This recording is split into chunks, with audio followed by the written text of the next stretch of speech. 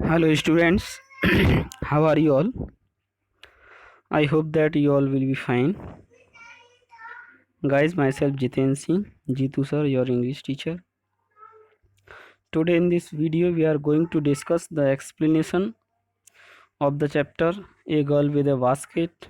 It is the second part of this chapter. So let's come on the point. We have already studied till their desire. Now we will discuss the Hindi explanation in the next.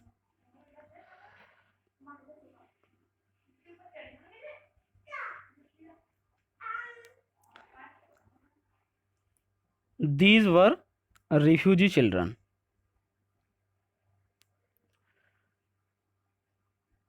These were refugee children. ये शरणार्थी बच्चे थे. When partition between India and Pakistan was decreed. जब partition बंटवारा हुआ था between India and Pakistan, Bharat और पाकिस्तान के बीच. डिक्रीड मीन्स डिक्लेयर हुआ था, घोषित हुआ था. यानी कि जब भारत और पाकिस्तान के बीच बंटवारा घोषित हुआ था, hundreds of thousands of people pull up their roots and change their desire, change their residencies. Hundreds of thousands, सैकड़ों, हजारों लोगों ने, यानी सैकड़ों हजार लोगों ने पुल्ड अप देयर रूट्स, अपना रास्ता बदल दिया या रास्ता पकड़ लिया. एंड चेंज देयर रेजिडेंसी, और निवास स्थान बदल दिया. यानी कि अपना पुराना निवास स्थान छोड़ करके वो दूसरे स्थान की ओर चल दिए. 9 million people left Pakistan, 90 lakh लोगों ने पाकिस्तान छोड़ दिया. एंड केम टू इंडिया, और वो भारत आ गई. Driven by the fear of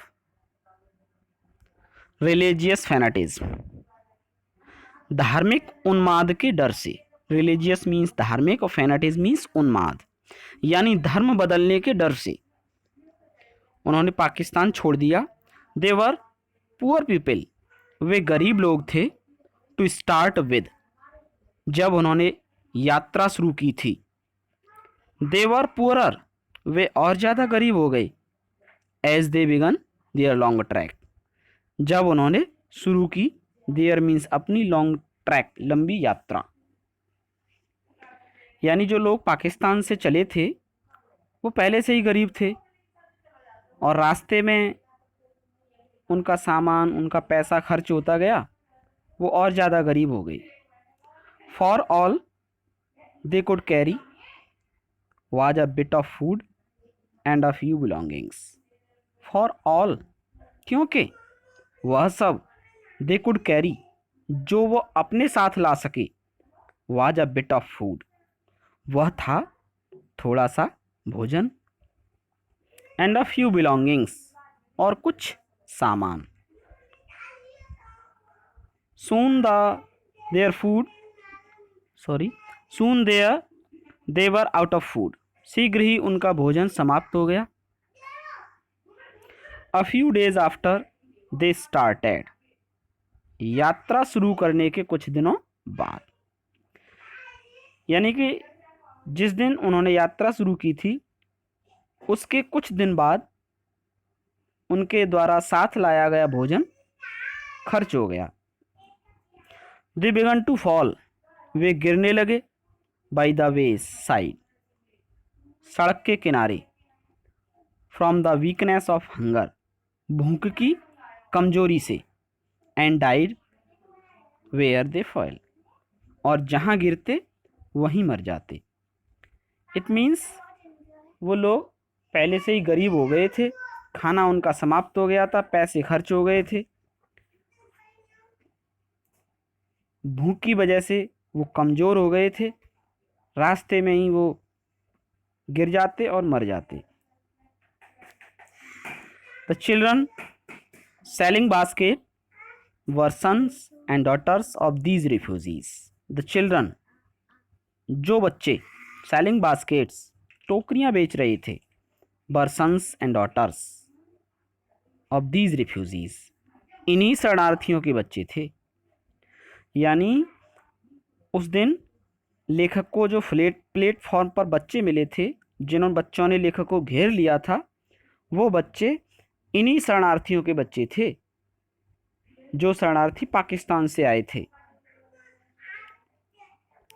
दे और देयर पेरेंट्स और रिलेटिव्स, वे, उनके माता पिता और रिलेटिव्स और उनके रिश्तेदार, had gathered in the cities, शहरों में इकट्ठे हो गए। सेटिंग अप स्टॉल्स, उन्होंने स्टॉल्स लगा ली। स्टॉल मीन्स छोटी दुकानें, जिनको एक स्थान से दूसरे स्थान तक ले जाया जा सकता है। तो वो लोग शहरों में आकर इकट्ठे हो गए। सेटिंग अप स्टॉल्स, उन्होंने छोटी छोटी दुकानें लगा ली। मैन्युफैक्चरिंग सिंपल आर्टिकल्स, और साधारण वस्तुएं बनाने लगी। Trying to make a living, और प्रयास करने लगे। मेक अ लिविंग, जीविका कमाने का। जीविका कमाना, रोजी रोटी कमाना। Trying to make a living in markets already over crowded, और उन बाजारों में अपनी रोजी रोटी कमाने का प्रयास करने लगे। ऑलरेडी क्राउडेड, जो बाजार पहले से ही क्राउडेड थे, भीड़ युक्त थे। They lived in cloth and grass sets, वे रहते थे। दे लिव्ड, वे रहते थे। क्लॉथ एंड ग्रास सेट्स, कपड़े और घास की बनी हुई झोंपड़ियों में। दैट लाइन द स्ट्रीट, जो झोंपड़ियाँ यानी जो छप्पर। लाइन द स्ट्रीट, गलियों में लाइन से बने हुए थे, क्रम से बने हुए थे, क्रम से बने हुए थे। The peasants among these refugees, इन शरणार्थियों के मध्य कुछ किसान भी थे। हैड बीन अकस्टम्ड, जो आदी हो गए थे, यानी जिनको आदत पड़ गई थी। Too little all their lips, for the annual income of an agricultural family does not exceed on an average $100 a year. ये लोग अभ्यस्त हो गए थे। टू लिटिल, थोड़े में, ऑल देयर लिप्स, जीविका कमाने के, रोजी रोटी कमाने के, यानी अपना गुजारा करने के। For the annual income of an agricultural family, क्योंकि एनुअल इनकम मीन्स वार्षिक आमदनी, ऑफ एन एग्रीकल्चरल फैमिली, एक कृषक परिवार की। एग्रीकल्चरल मीन्स कृषक, फैमिली मीन्स परिवार। एक कृषक परिवार की आमदनी डज नॉट एक्सीड, ज़्यादा नहीं होती, on an average $100 a year, एक साल में $100 से ज़्यादा औसतन। यानी एक किसान के परिवार की औसतन आमदनी साल भर में $100 से अधिक नहीं होती थी उस समय। द एवरेज अनस्किल्ड लेबरर, एक औसतन अकुशल मजदूर। अनस्किल्ड मीन्स अकुशल, लेबर मीन्स मजदूर। एक औसत अकुशल मजदूर मेक्स 30 सेंट अ डे, एक दिन में 30 सेंट कमाता था। अमेरिकन सिक्के होते हैं 30 सेंट, तो अमेरिका के 30 सेंट कमाता था ए डे, एक दिन में। और लेस देन $2 अ वीक, या फिर एक सप्ताह में $2 से भी कम। There is 1 meal a day, इनको एक दिन में एक बार भोजन खाना मिलता था। एन ऑनियन, एक प्याज। अ पीस ऑफ ब्रेड, एक रोटी। अ बाउल ऑफ पल्स, एक कटोरा दाल। विद मिल्क, दूध के साथ, perhaps a bit of got चीज, शायद कभी कभी थोड़ा सा बकरी के दूध से बना हुआ पनीर। नो टी, चाय नहीं मिलती थी। नो कॉफ़ी, ना कॉफ़ी। नो फैट, ना चिकनाई। नो स्वीट, ना मिठाई। नो मीट, ना मांस। यानी एक किसान के परिवार को खाने के लिए एक दिन में एक प्याज, एक रोटी, एक कटोरा दाल, दूध और कभी कभी बकरी के दूध से बना हुआ पनीर। नो टी, ना तो चाय मिलती थी इन लोगों को। नो कॉफ़ी, ना कॉफ़ी। नो फैट, ना कोई चिकनाई यानी बसा। नो स्वीट, ना मिठाई। नो मीट और ना मांस। $100 a year is not $2 a week. एक सप्ताह में $2, सॉरी $100 ए ईयर, एक साल में $100 is not $2 a week. Average एक सप्ताह में $2 भी नहीं होता। यानी जो व्यक्ति एक साल में $100 कमाता था, उसका प्रति सप्ताह का औसत $2 भी नहीं होता था। Yet even that small amount, फिर भी इतनी कम आमदनी करना, इतने कम पैसे कमाना, इज हार्ड, कठिन है। To earn by selling basket, टोकरियां बेचकर। यानी टोकरियां बेचकर भी इतने कम पैसे कमाना बड़ा कठिन था, आसान न था। To people too poor to buy them, उन लोगों को टोकरियां बेचकर जो लोग उन्हें खरीदने के लिए पहले से ही गरीब थे, यानी उनके पास टोकरियों को खरीदने के लिए कोई पैसा न था।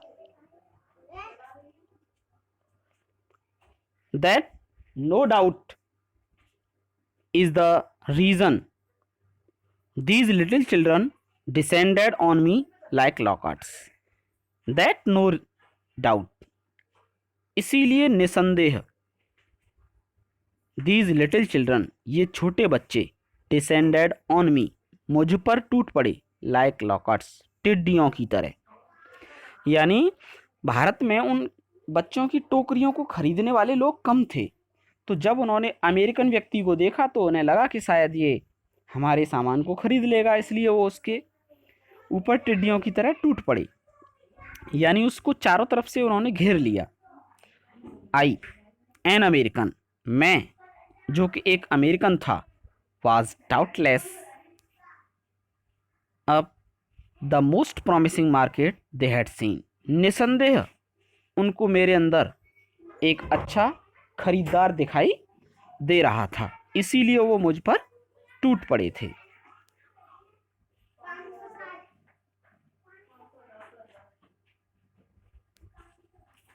Next, I bought one टिनी basket, मैंने एक छोटी टोकरी खरीद ली।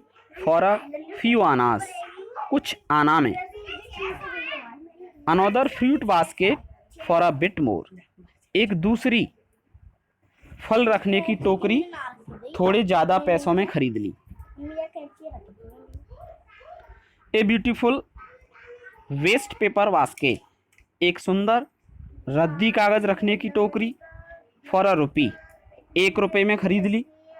ए लवली सीविंग बास्केट, एक प्यारी सी सुंदर सिलाई का सामान रखने की टोकरी फॉर ए रुपी, ₹1 में खरीद ली। A few fans for an anna और टू ए पीस, और कुछ फैंस पंखे खरीद लिए, हाथ से चलाने वाले पंखे, फॉर एन आना और टू ए पीस, 1-2 आना में।